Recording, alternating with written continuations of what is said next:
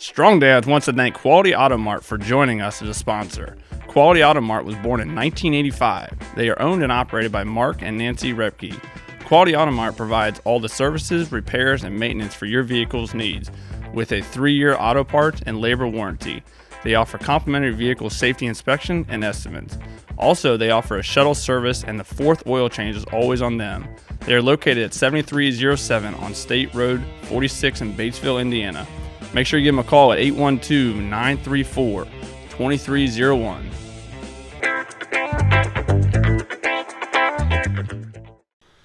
All right. Hey, guys, what's going on? Welcome back to Strong Dads here. Hope you guys are out there having a good week here.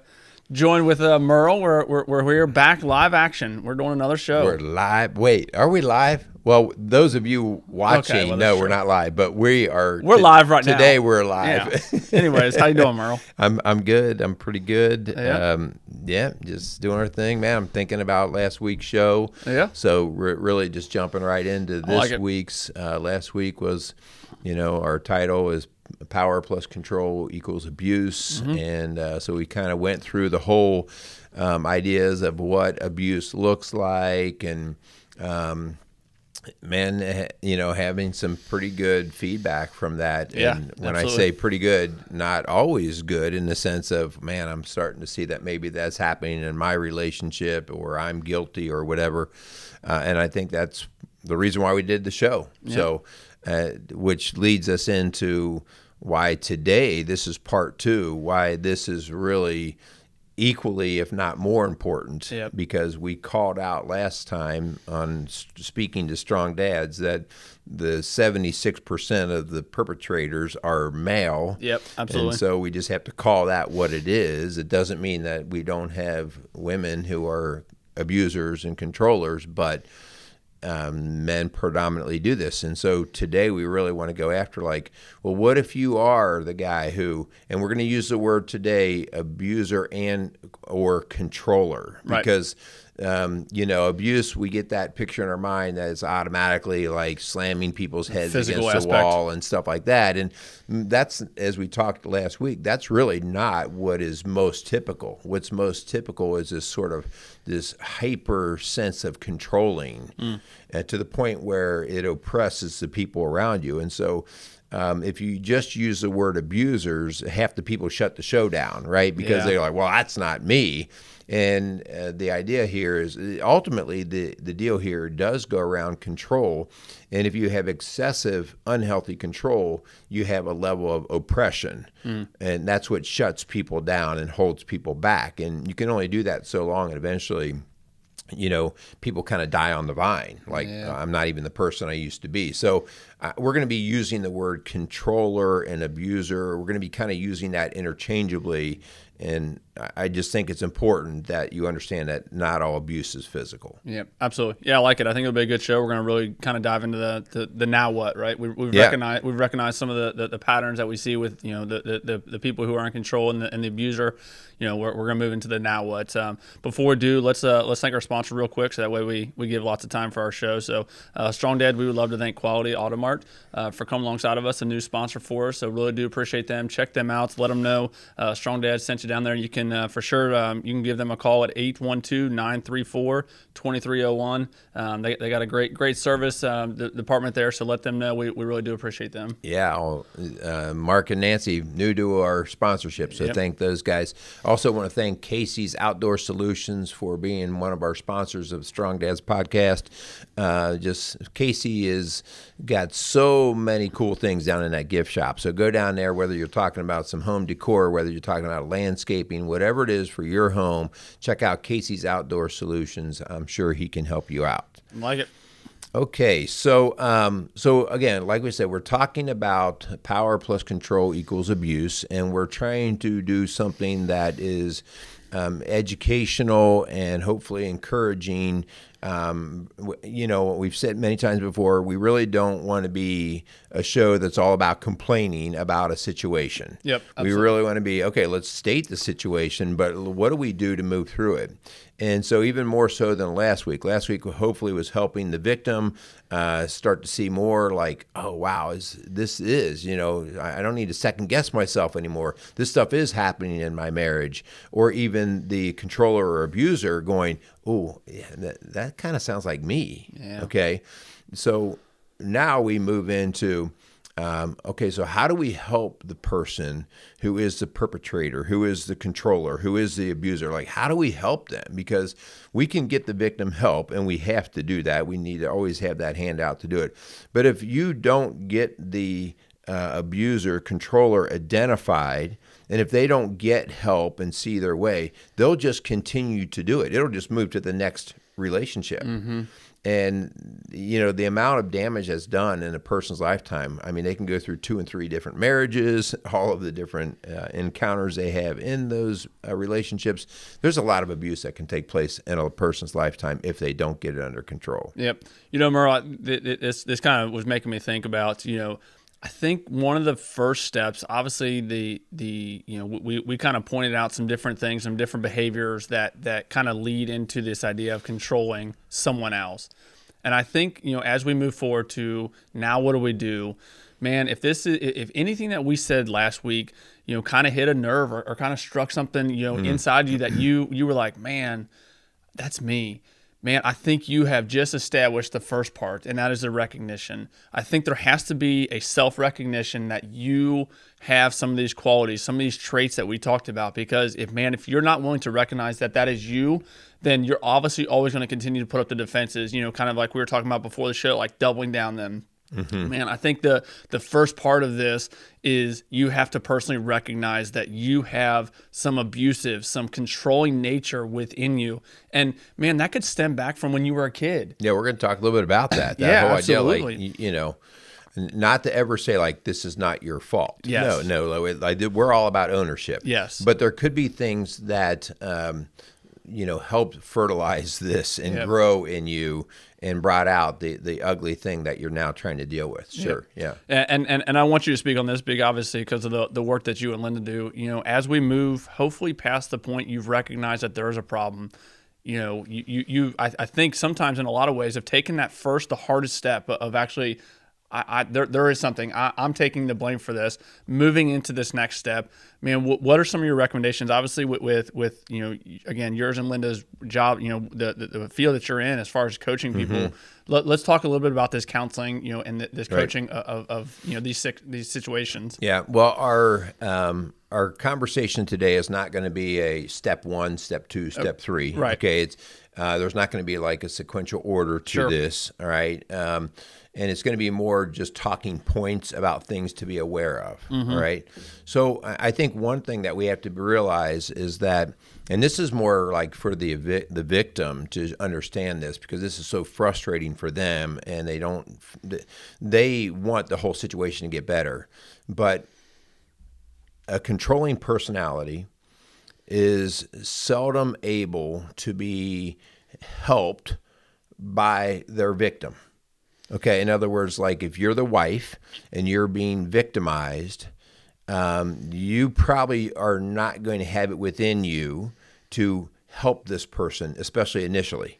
Mm. In other words, you're not going to be the person that calls the other person out and says, "Hey, you're a controller, you're an abuser, and I'm going to help you get through it." No, because you are the person that are loading up triggers all the time. In other words, just your mere presence triggers the person into a controlling behavior. Mm. And so that's frustrating, but what it means is you probably aren't going to be the helper here, all right? And so oftentimes when you're trying to help the abuser, the controller, when you're trying to help them, they're going to have to be spoken to by somebody outside of the immediate group, okay? So maybe a counselor, a pastor, a good friend, somebody who can kind of call them out, somebody who is somewhat emotionally neutral in this situation, which in marriages, there's not this emotional neutrality. It's No, it's I have my side, you have your side, and as soon as you say something,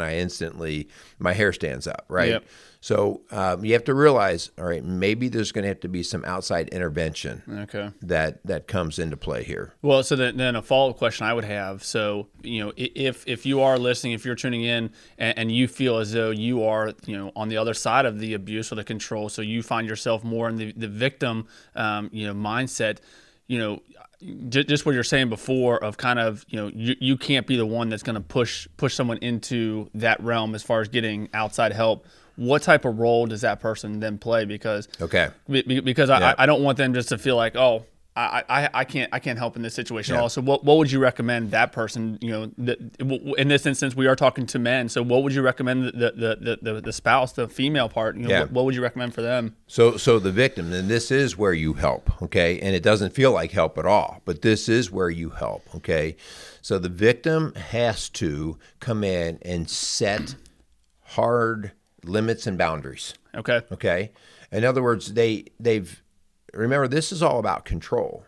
And so the abuser or the controller is always trying to find, especially the areas that they have the greatest significant power in, they're going to be doubling down on those and grabbing those. Okay. And so if you're the victim, you have to rise up and you have to set firm boundaries on what it is that you're going to protect moving forward. Okay. And this is not negotiable. Okay, so again, here's what we're giving some advice here, some help to the person who is the victim, where you finally stand up and you say, listen, from now on, we're not going to talk about this subject, or this is not how you're going to spend the money or you're going to spend the time. Okay, now you have to be prepared to know that when you lay down those strong boundaries, it's probably not going to go well. Right. And it doesn't go well unless you have the person, the controller, who has finally come to his knees. Yeah.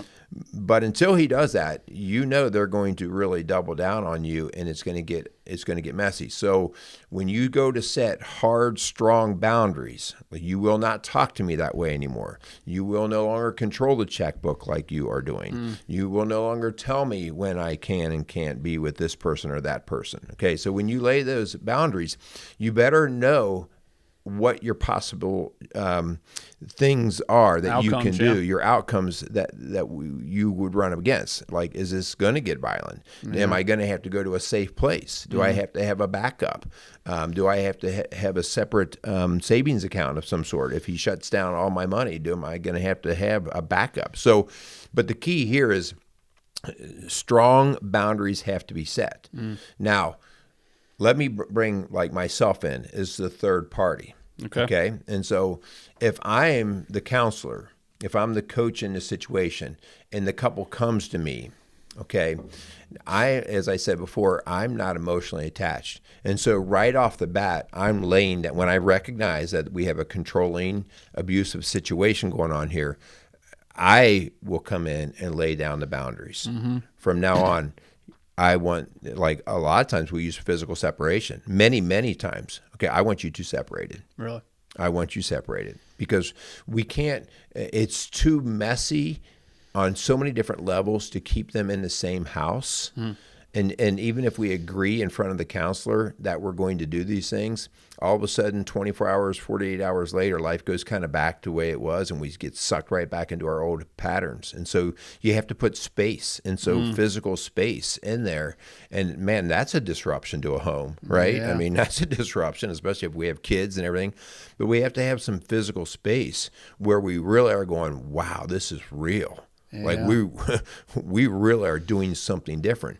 But so those are strong boundaries and limits. And as the neutral party here, as a counselor, I'm going to lay them out. And this is not negotiable. Yeah. Okay, I'm not and oftentimes this is where I'll get kickback from the controller.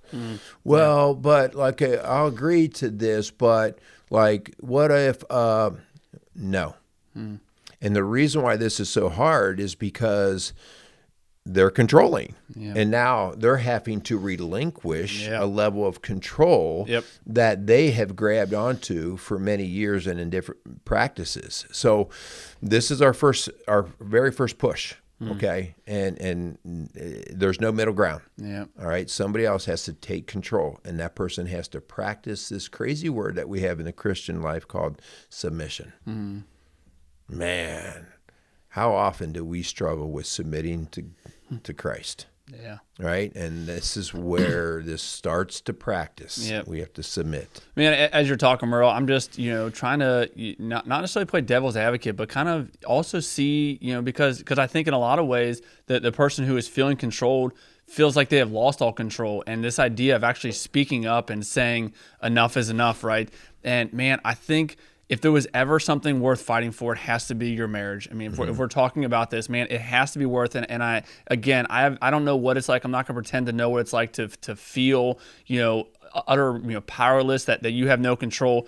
But man, I would just encourage you, it has to be worth sticking up for yourself, but also for your marriage. And I think when it comes to this, I think there's a right and a wrong way to do this, right? I think, doing it in a respectful manner, but also respecting yourself, because there has to be a level of self-respect where you're just like, enough is enough. I have to do this, or, I'm going to be just miserable, right? So I think, when you do start to set those boundaries and you do start to speak up, I think having a respectful tone to your voice, doing it in a way in which hopefully lands well. Again, if we are talking, at someone who is in a controlled mindset, I think there's definitely a balance there.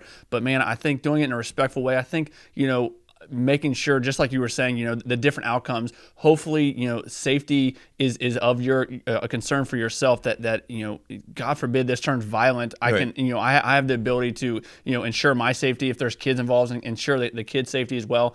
Man, if anything we talked about in the last show kind of struck a chord with you, and you find yourself and you've kind of recognized some abusive and controlling behavior, man, I would encourage you to find and seek out accountability.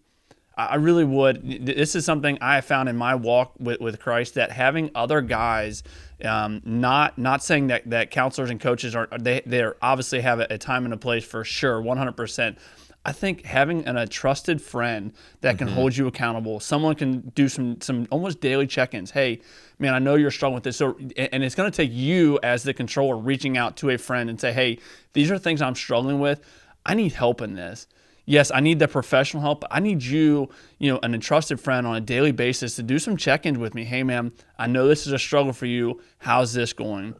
So I think, as we continue to kind of move through some of this stuff, man, I think getting other people to do life with you, come alongside you, speak into your life, I think is going to be huge. It's going to be so valuable for you in your progression of moving away from this controlling, mentality that you have.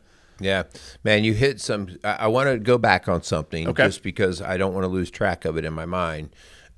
Which is easy to do. First and foremost, like you talked about, the importance of the marriage. The marriage is obviously at Rock Solid Families. We believe the marriage is very, very important. But when we are talking, we mentioned this in the last show in part 1, the marriage becomes secondary to the healing of the individuals. And so oftentimes you'll get pastors and preachers and stuff that will say, oh, you do whatever you can to save the marriage. You guys have to get marriage counseling. In abusive situations, in heavily controlling situations, we do not go for marriage coaching. We go for self-healing first, okay? Because if I can't work on a marriage with 2 broken people. Yeah. I've got to get the individuals healthy. And this is why we do the physical separation if we have to, okay? Because the people have to be able to look in the mirror and know that they're healthy individually before they're even going to be able to invest back into this marriage if it's worth saving, okay? So, yes, the marriage is of utmost importance, but we can't allow, and this is what oftentimes controllers want to do, even after they admit that they have been guilty of some of these controlling issues, they'll admit it, and then they'll say, okay, so like let's start working on the marriage. Let's learn how to talk better and all this stuff. And it's too fast.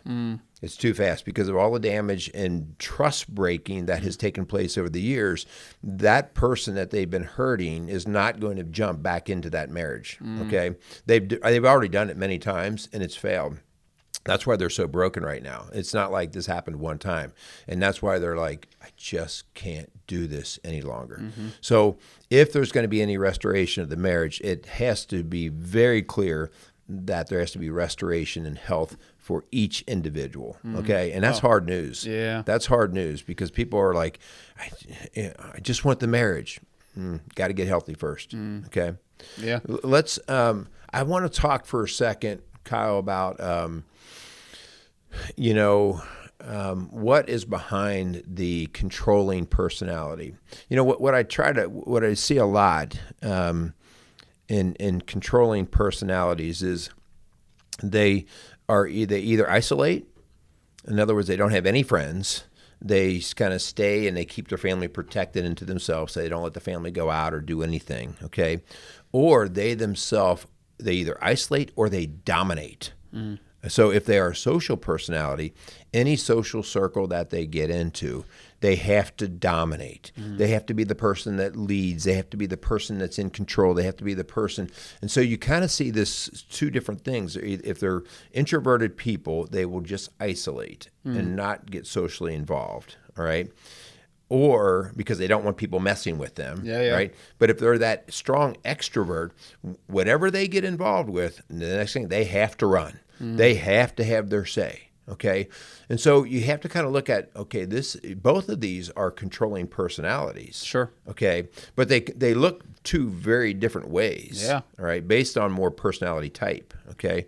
And so when it's an extreme, like when I have to totally isolate and like I can't be exposed to other people because I don't want other people telling me what to do, or when I have to be in charge of everything I'm involved with, what we see is that it is worth at least conversation of going back and looking at the controller's upbringing.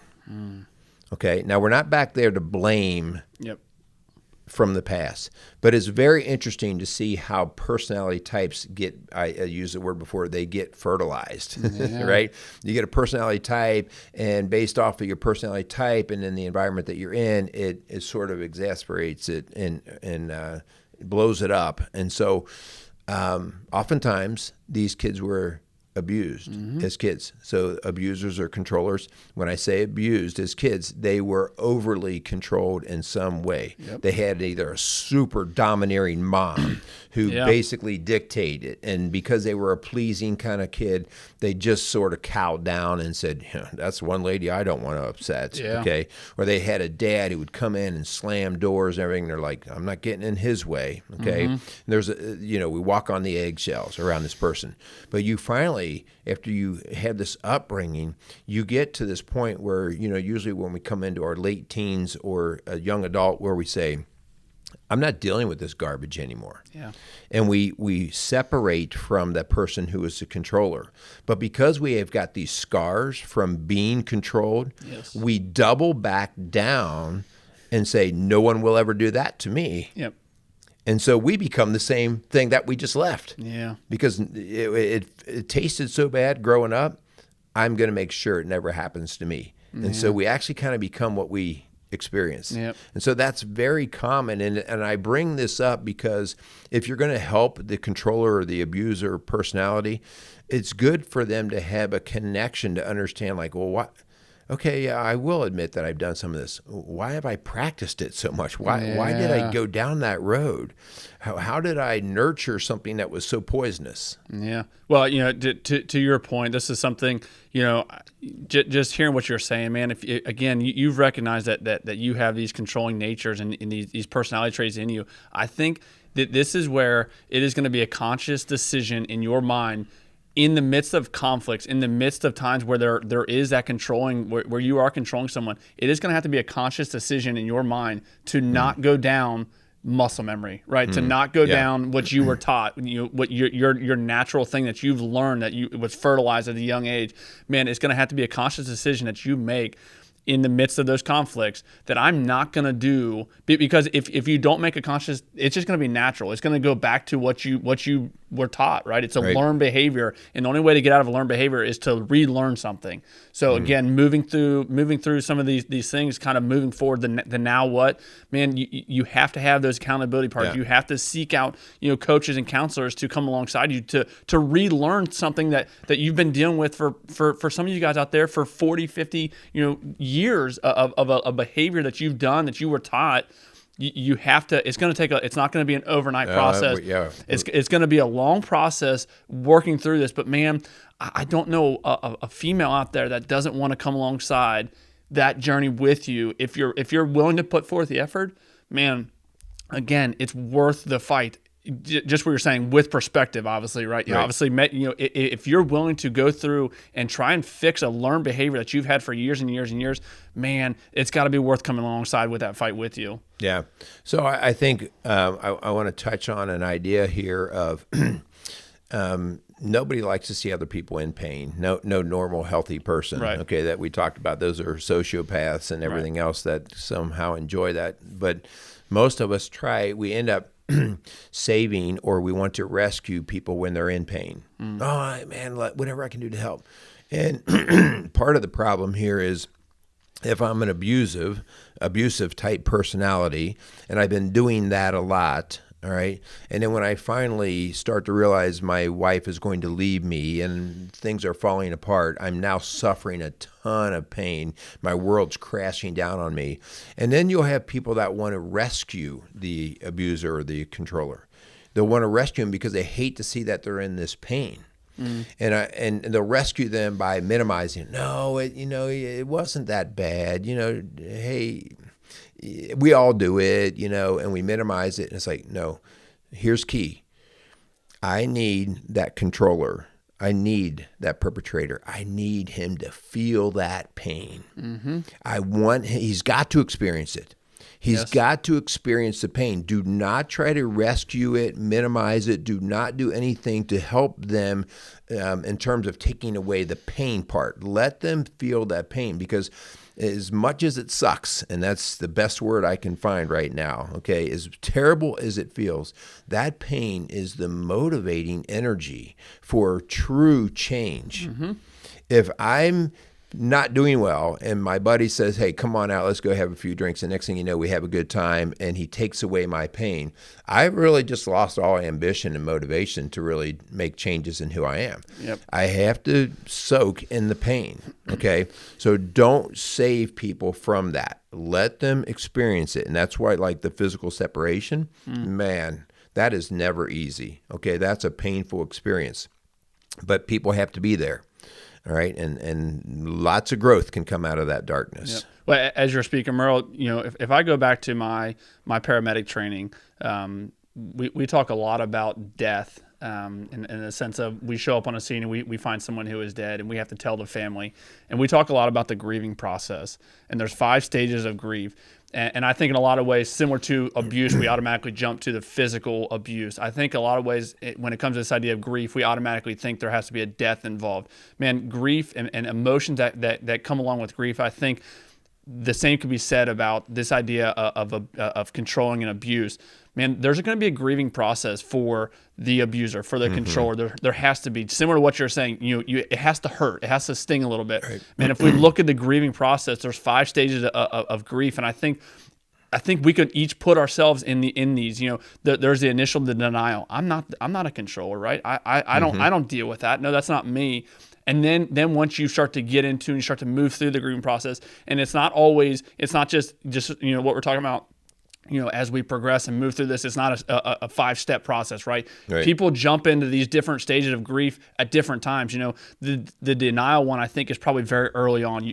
I'm not the controller that you say I am. And then there's the anger phase. And the anger phase, when it comes to this idea of control, this is where that idea of comes safety, and making sure that your safety is of the utmost importance. But I also think if you start to early on, you're like, it's not me, and then all of a sudden something clicks and it's like, it is me. I think there's some anger within yourself. I'm mad that I let myself get to this place. Yeah.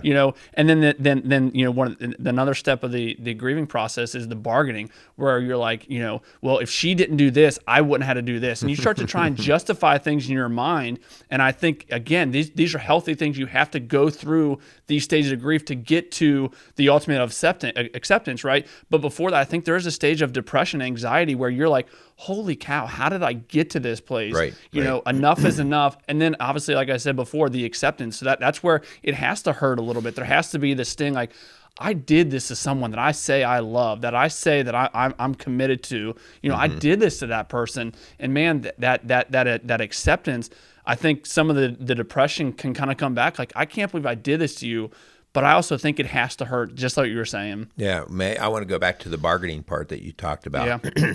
So oftentimes I can get, I'll just say guys for the sake of this conversation, I'll get guys that finally admit, so I did do some of that, and so they feel very good about, okay, all right, I finally got this out, and I finally have come to an admission, all right? Yeah.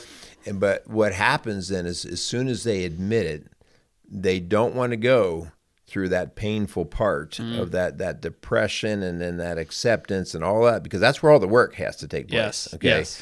And so what they'll do is they'll start bargaining. How about you come back into the house and we live in separate rooms? How about that? Yeah. How about that? Right. And what they're doing is they're trying to minimize a lot of their pain. They see the pain train coming and they're trying to minimize it so they don't get hit by it.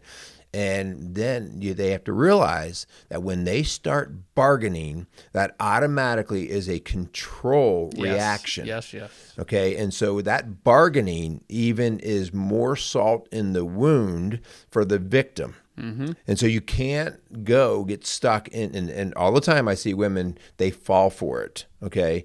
They're like, okay, I'll move back, but I'll just stay in this room and we'll only do this much of life together. And that lasts for all of about 30 seconds, okay? It just doesn't work. And so the abuser, controller cannot be in a bargaining position when we're talking about these types of things. Yes. Okay, so agree. let's just make that clear. Yep. And all right, so we've admitted guilt, all right, and we're no more excuses, and we're falling to our knees. Yep. Okay, and so all right, we feel like the brokenness is something I don't want to go through, but I know I have to go through.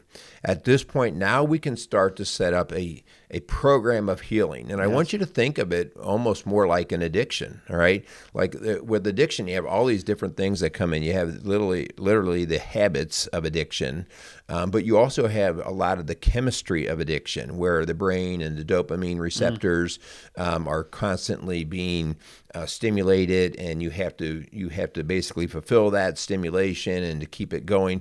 And so the control is very much that same type of thing. Like, as long as I'm in control, I feel good, okay? And so I have to go through the whole idea. This is like, if I'm afraid of heights, each day I have to go a little bit higher on the ladder so I get more used to being uncomfortable. And so I have to set up a healing program where, okay, you're going to relinquish some control, all right? You're going to let that go. You're going to see how well you get through that. And you're going to see, oh, I lived. I didn't fall apart. It was okay to let the other person do this or to take control of this. It was okay. It worked. Yeah. Okay. And so that's why this is a healing program. How long does this take? Oh my gosh, I have no idea. Yeah. Okay. Nobody can tell you how long it takes, because not only are you trying to heal your issues of control, but if we're talking about trying to heal the marriage and the relationship, that person's trying to heal. Yes. Okay. Yep. And so the idea that listen, we'll just talk nice to each other and be good to each other for the next 3 weeks, and then it'll all be good. Not a chance. Yep. Not a chance. So we're talking in the neighborhood of months and years.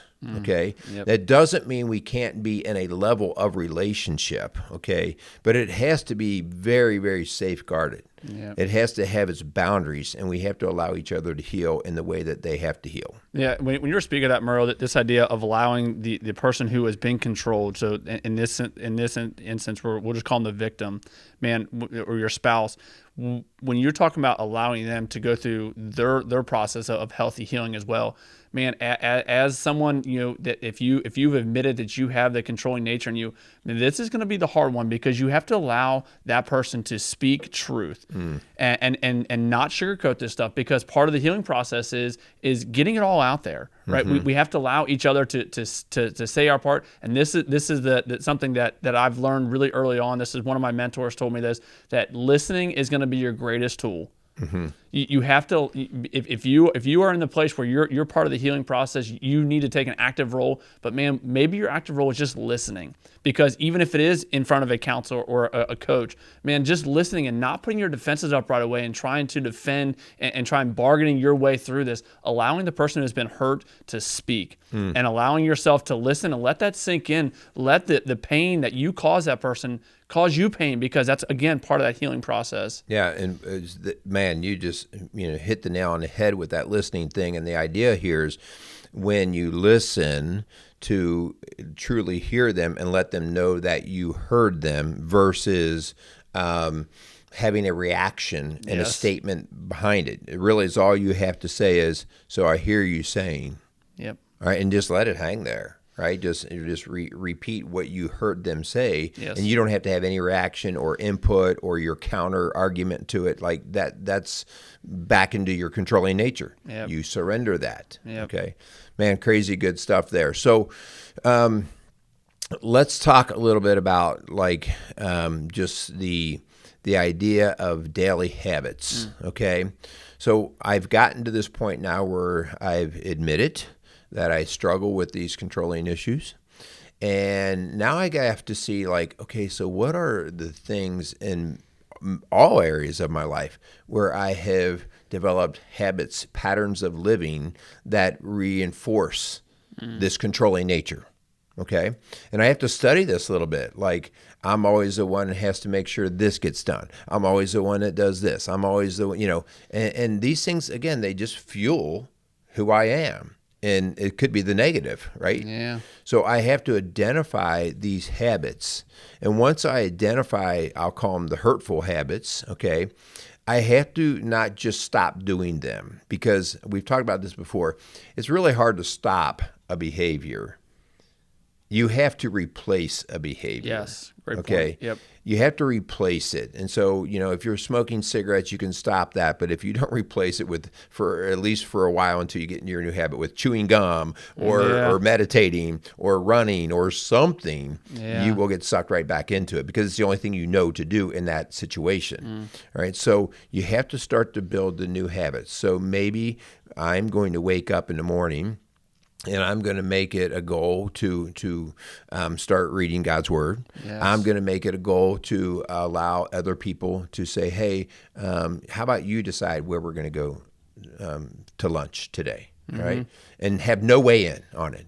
I'm going to actually build a new habit, and I'm going to be conscious about it. Yeah. Right. This is very mechanical early on, because it's not natural to who you've developed over the years. Yep. Yeah, I would say some of those daily habits, man, I would venture to say consistency is going to be a big habit that you're going to have to incorporate, because it's going to be one of those, because there are such deep scars potentially here. Man, the one time where you, again, we're flawed human beings. I'm not trying to say you have to be perfect in this, but I think just being consistent in this, whether that's being consistent in owning your part in the flaws, whether that's being consistent in when there is a disagreement, because it'd be silly to say that all of a sudden now you've established that there's this controlling aspect to your personality, that there will never be another disagreement. I think being consistent, the next time there's a disagreement with you and your spouse, let's do it in a healthy way. Let's set up those boundaries early on, so that way when those disagreements do happen, we know the way in which we can go and attack those. So whether that's, hey, in the midst of a disagreement, I'm going to need 10 minutes just to kind of step away from that. But being consistent in that, so that way, because if you're not consistent, then your spouse, the one who has felt like they have lost that control, man, they're going to feel even more. It's going to like almost doubling down on some of those scars. We did a whole show on scars before, where if one time you kind of step out of line, because we talk, the idea of that, trust is something that is built and earned, and it only takes one instance to lose that trust. I think the same can be said about this idea of when it comes to one time when you step in and try to take control of a situation because it's a learned behavior that you've fallen into for years and years and years. Man, you're going to lose that faith in your spouse, man. She has to continue to trust that you're in this as well. Yeah. Let's go to a major point. We see this in addiction and in 12-step programs, whether it's AA or Celebrate Recovery, which, by the way, Celebrate Recovery is an excellent program. If you've struggled with controlling issues, Celebrate Recovery is a great process to go through. Okay, so I would go contact my local church and ask, hey, where's their Celebrate Recovery program, and get into that, because they'll help you go through and align your struggles with that program of healing. Okay. But with that being said, 12-step programs are based in, especially Celebrate Recovery, specific to God, Christian God. Okay. The idea here is, man, controlling personalities have a very difficult time submitting. And one of the practices here is, if you want to do yourself a big favor and your marriage a favor, you've got to learn to submit to God. This is where God comes in. In other words, He is the creator, not you. He's the ultimate controller, not you. And to start to understand your relationship with God, have you been trying to move God and put God where God should be? Or are you allowing God to put you where you should be? And so that whole connection of understanding, even if you weren't a religious person, so to speak, to understand like how little you really are, right? Like how little influence you really have, but to accept that, like, okay, it's okay, right? Like when a hurricane comes through, like I'm not much to put my hand up and stop the wind, okay? And that's actually very humbling, but it also is the place where growth starts, because it allows me to say, God, I don't have a clue. I don't know what's going to happen here, but I'm going to surrender it to you. I'm going to submit it to you.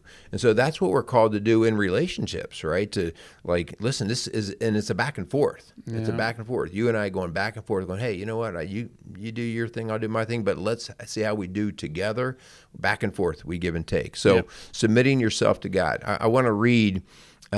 You probably have heard this before at many weddings, but it's worth reading because I think it has some powerful stuff in it.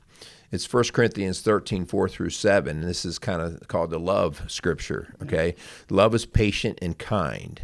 Love does not envy or boast. It is not arrogant or rude. It does not insist on its own way. Can I say that part again? It does not insist on its own way. It is not irritable or resentful. It does not rejoice at wrongdoing. In other words, calling out people's wrongs, but rejoices with the truth.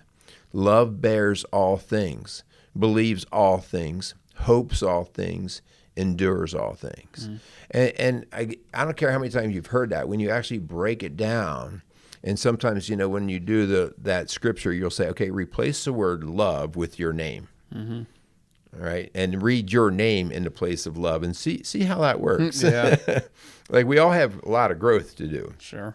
But I think that this passage really points out like something to strive for here. Yep, man. As we can, kind of closing out this little 2-part series that we've been doing, something that kind of just last night in my small group, we were actually talking about this idea of submitting.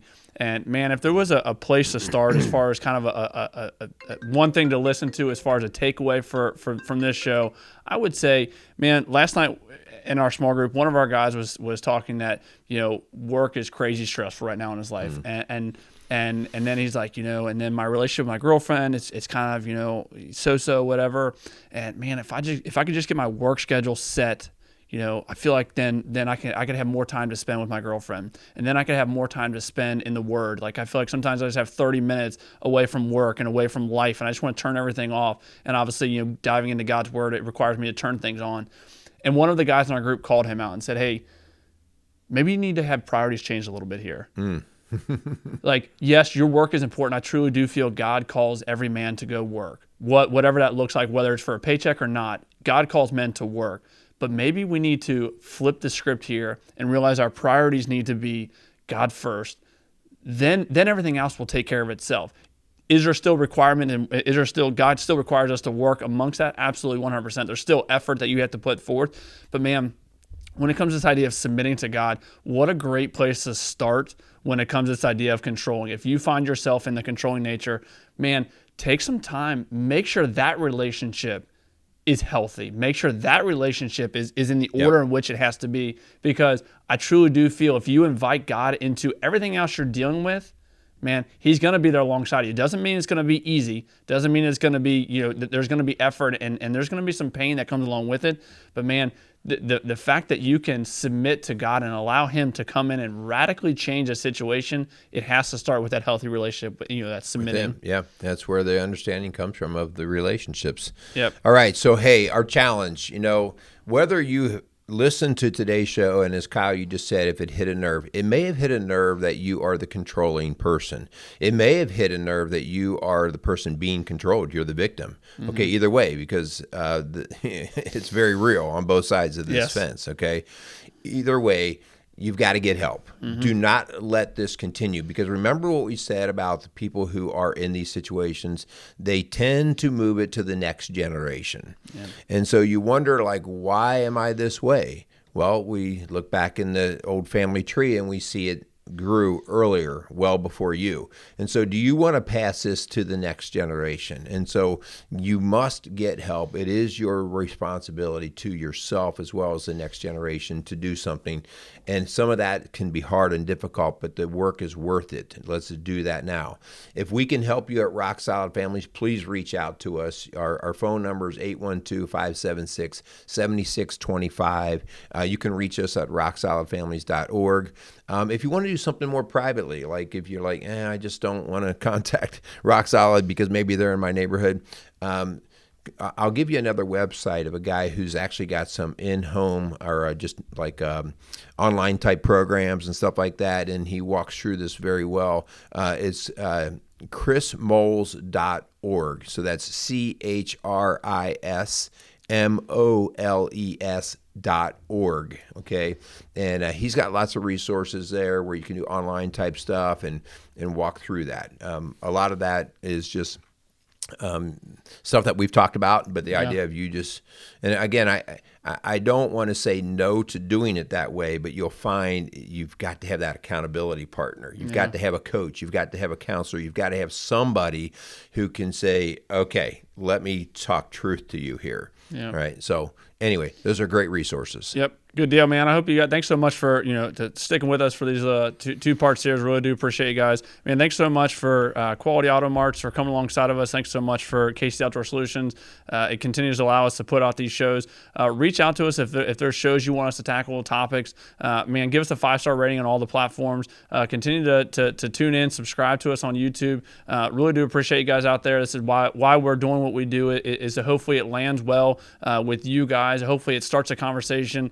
I know I've said it before. I'll say it again. Merle and I are not perfect. We never claim to be. We're just trying to figure. Don't ask our wives. Yeah, we're just trying to figure all this stuff out with you guys. But it's awesome to get to do it right alongside you guys. So yeah, man. I hope you guys are out there having a good week. Thanks so much, and go out there and be some strong dads. Casey's is a premier garden center and gift shop located in Lawrenceburg, Indiana. Casey's offers a wide selection of plants, landscaping materials, home and garden decor, and gifts for every occasion. Casey's is committed to providing exceptional service, a unique shopping experience, and value to every customer. Stop in and see what makes Casey's so unique. Located at 21481 State Line Road, Lawrenceburg, Indiana, or call 812-537-3800. Let Casey's help you add beauty to your home.